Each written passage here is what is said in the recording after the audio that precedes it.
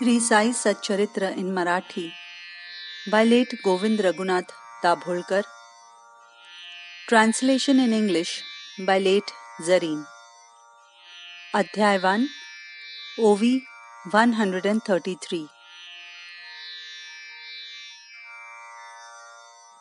पुढे मग म्या लोका पुसिले, हे का बाबांनी ऐसे केले. रोगराईस संपूर्ण घालविले, जन वदले ऐसेनी. Later on, I asked the people why Baba had acted thus, and they said that this is the manner in which he had averted the spread of the disease. गोधूम नाही ती महामारी, भरडावया जात्यात वैरी.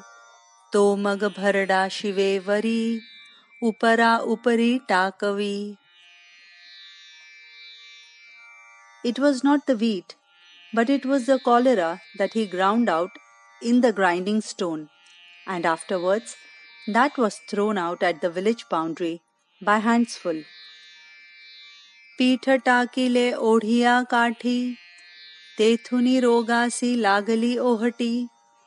दुर्दिन गेले उठाउठी, हे हातोटी बाबांची. The flour was thrown on the banks of the stream. Since that time, the disease receded. Promptly, the bad days passed away. This was the expertise of Baba. गावात होती मरीची साथ, करीती हा तोडगा साईनाथ. झाली रोगाची वाताहत, गावास शांतत्व लाधले. The village was affected by the epidemic of cholera, for which Sainath had found this remedy. The disease was totally eradicated, and peace was restored in the village.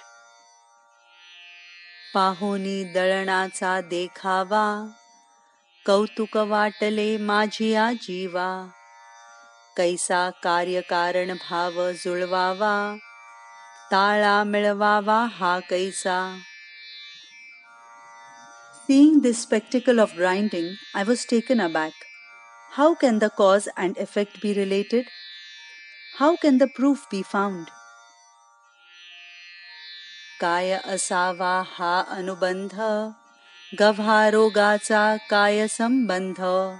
पाहुनी अतर्क्य कारण निर्बंध, वाटले प्रबंध लिहावा. What could be the connection between wheat and disease? Having seen this inconceivable incident, I thought of writing this book.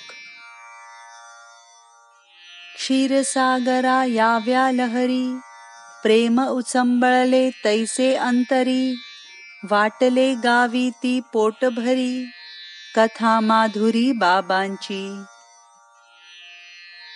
Like the waves of the sea, love upsurged within me, and I felt like singing the sweet tale of Baba to my heart's content. हे माड साईनाथासी शरण, संपले ते मंगलाचरण. संपले आप्तेष्ट संतन मन, सद्गुरु वंदन अखंड. Hey Mad surrenders to Sainath. The auspicious invocation ends here with obeisance to relations, friends and saints. Obeisance forever to the Sadguru. पुढील अध्यायी ग्रंथ प्रयोजन, अधिकारी अनुबंध दर्शन. कथामती करीन कथन, श्रोता स्वस्थ मन परिसिजे. In the next chapter, I will speak about the purpose of the book and give an insight into the capacity and the commitment to the best of my ability. The listeners should listen to it with concentration. तैसेची श्रोत्या वक्त्याचे निजहित, ऐसे हे श्री साई सच्चरित. रचिता हा कोण हे माडपंत, होईल ही विदित पुढारा. Likewise, the listeners and the writer will be benefited by this Shri Sai Satcharita. Who is this writer Hemad Pant will become clear later on. Swasti Shri Sant Sajjan Prerite Bhakta Hemad Pant Virachite Shri Sai Samartha Satcharite Mangalacharanam Nama Prathamodhyayah Sampurnaha Shri Sadguru Sainatharpanamastu Shubham Bhavatu Shubham Bhavatu Shubham Bhavatu. May there be well-being. This is the end of the first chapter named The Invocation of the Shri Sai Samartha Satcharita, composed by the devotee Hemad Pant, impelled by the saints and the virtuous people. This is offered to Shri Sadguru Sainath. May there be auspiciousness.